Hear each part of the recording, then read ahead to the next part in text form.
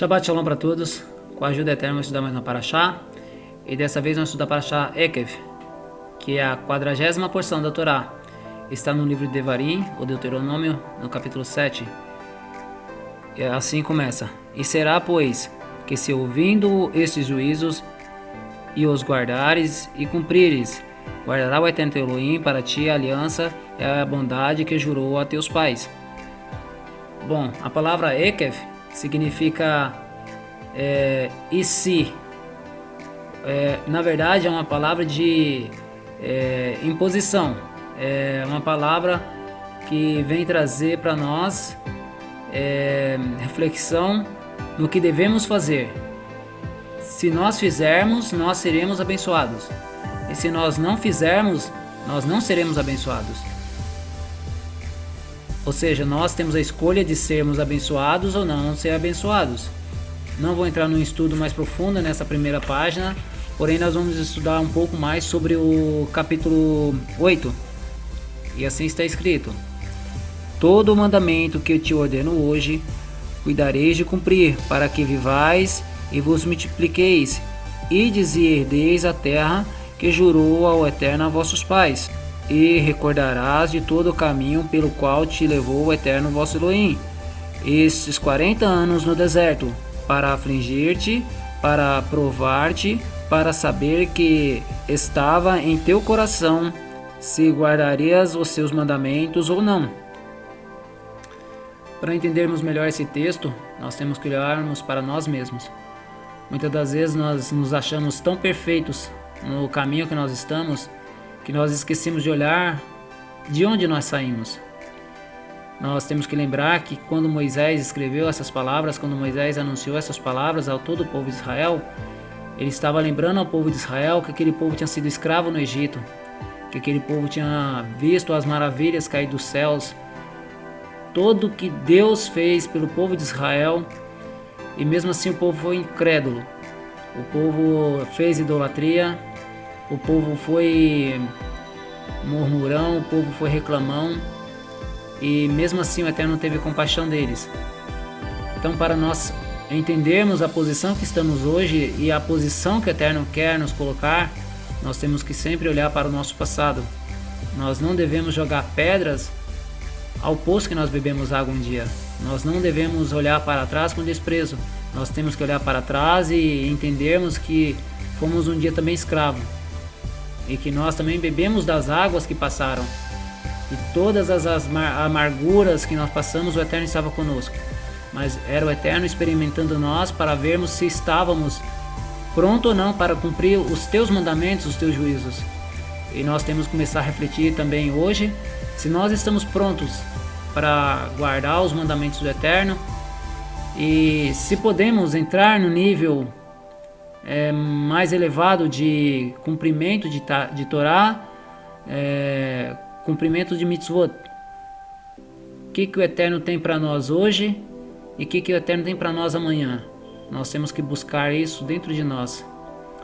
Se nós podemos melhorar o nosso comportamento diante do Eterno, se nós podemos melhorar os nossos passos, nós vamos melhorar. Basta nós querermos. Nós temos que sairmos um pouco da caixinha e começarmos a andar. Nós não podemos parar e estacionar nos mandamentos que nós aprendemos até hoje. Temos muito mais mandamentos a ser cumpridos, a ser zelados, do que apenas os mandamentos que nós já conhecemos. Não são muitos os mandamentos. Nós podemos sim agradar o Eterno de íntimo e sincero coração. E é isso que o Eterno quer. E quando nós olhamos para trás, nós não devemos olhar com saudade do Egito. Não, de forma nenhuma. Nós temos que olhar para trás, mas para sabermos de onde nós saímos, do poço que nós saímos. Pois quando nós estávamos no poço, nós não tínhamos o entendimento de que era o poço. Mas é no poço que tem barro. O homem é feito do barro. Ali o Eterno molda o homem, o Eterno trabalha com aquele barro, o Eterno trabalha com aquele homem. E a partir daquele poço, do fundo daquele poço, o homem começa a crescer, o homem começa a amadurecer, e o homem começa a guardar os estatutos e juízos do Eterno. Um mundo sem estatutos e sem juízo é um mundo de perversidade, é um mundo de promiscuidade, um mundo onde tudo pode e onde tudo se faz. E quando nós implicamos essas palavras dentro de nós implicamos essas palavras dentro dos nossos filhos, nós estamos trazendo luz para o mundo, nós estamos trazendo Torá para o mundo, nós estamos trazendo melhoria para a sociedade. Se todos os pais tivessem a capacidade de estudar a Torá e tivessem a capacidade de ensinar a Torá para os seus filhos, o mundo daqui a 10, 20 anos seria um mundo totalmente diferente do mundo que nós conhecemos hoje. Seria um mundo sem tantas discórdias, tantas guerras, tantas confusões, tantos problemas sociais, sem tantos problemas financeiros. Seria um mundo totalmente diferente. E é isso que o Eterno quer. O Eterno quer trazer redenção para a terra, mas para essa redenção começar, nós temos que ampliar o nosso entendimento e ajudar o nosso próximo a ampliar o entendimento deles quanto à Torá, quanto aos mandamentos do Eterno, ensinando a Torá para cada um dos nossos vizinhos, cada um dos nossos amigos e ajudando eles no que nós podemos para que eles possam cumprir Torá e para que nós também possamos cumprir Torá. Se chega alguém que possa nos ajudar a cumprir melhor os mandamentos do Eterno e nos conduz a um caminho diferente, o caminho da Torá, um caminho com mais perfeição, com mais vigor, com mais rigor, com mais kavaná diante do Eterno, então nós devemos dar ouvido a essas palavras. Cada mandamento que parece ser tão pequenininho, que não faz diferença, esse mandamento pode trazer muita diferença para nós. Nós temos que ter entendimento, porque muitos atacam a Netilat Yadayim, a lavagem das mãos, que é feito por nós judeus há milhares de anos. E é um mandamento simples, que se lava as mãos, uns lava de uma forma, molha 3 vezes daqui para cá, do punho para cá, de uma vez só 3 vezes, outros revezando, mas de todo jeito os judeus lavam as mãos nas suas refeições para fazer serviço eterno. É um ato de obediência e é uma mitzvah simples, é uma mitzvah bem curta, mas os judeus lavam, nós lavamos as mãos. E essa atitude na grande peste da Europa, na chamada de peste negra, foi a atitude que salvou os judeus. Quem poderia dizer que um simples lavar de mão dos judeus salvaria toda a grande nação quase de Israel, todos os judeus quase, na época da grande peste negra? E muitos condenavam os judeus de feitiçaria, de bruxaria, acusavam os judeus pelo que estava acontecendo com os europeus na época, que não tinham o ato de lavar as mãos.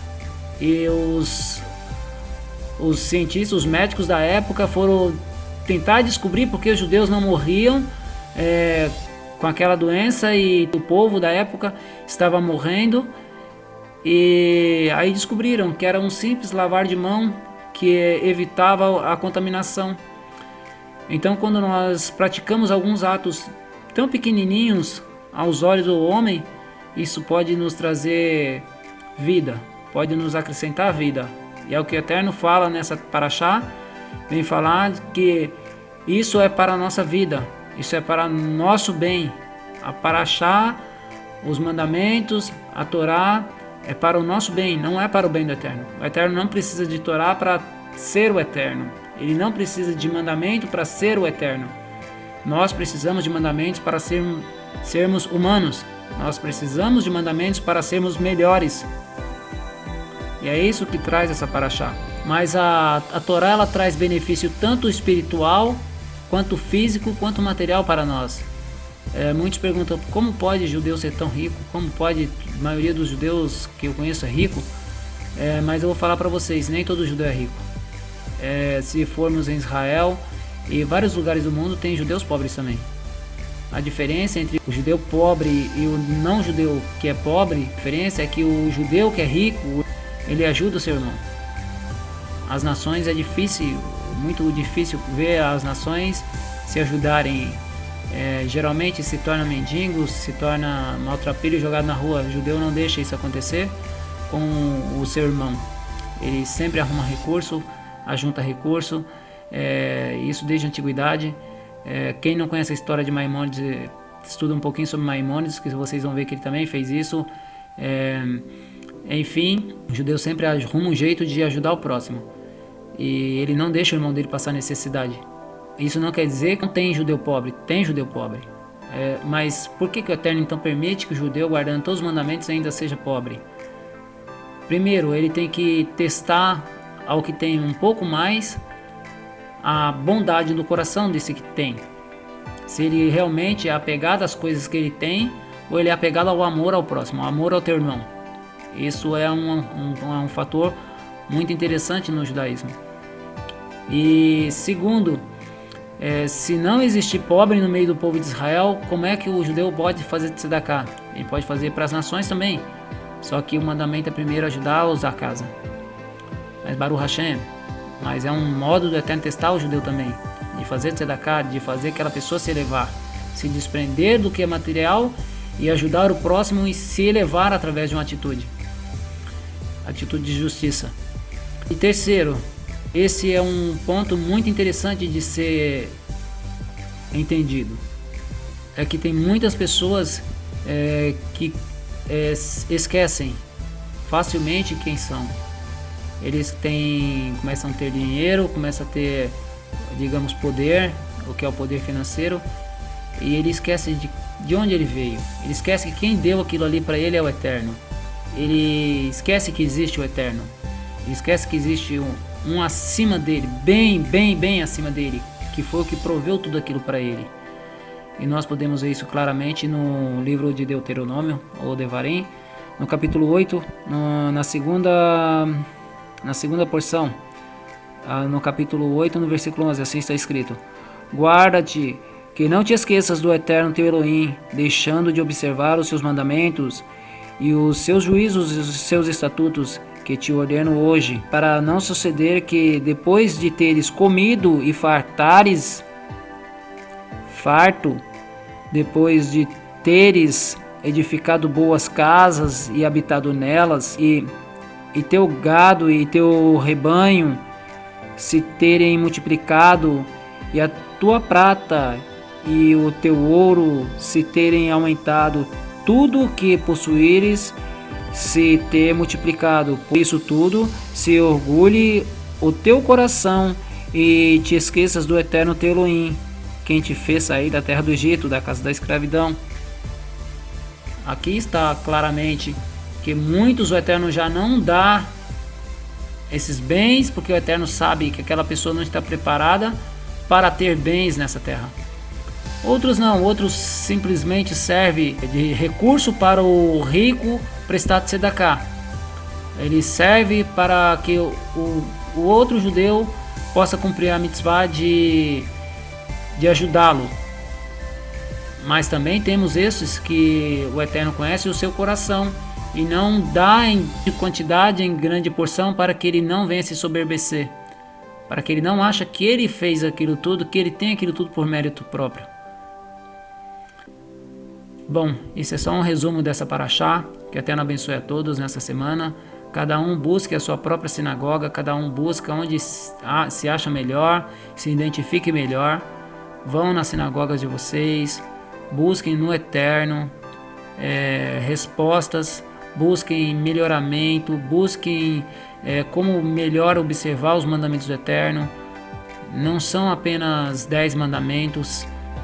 Temos que buscar cada dia mais nos aperfeiçoar nos mandamentos, não esquecer os mandamentos que já passaram, que nós temos que praticar todos os dias. Não é um dia só que tem que praticar os mandamentos, são todos os dias.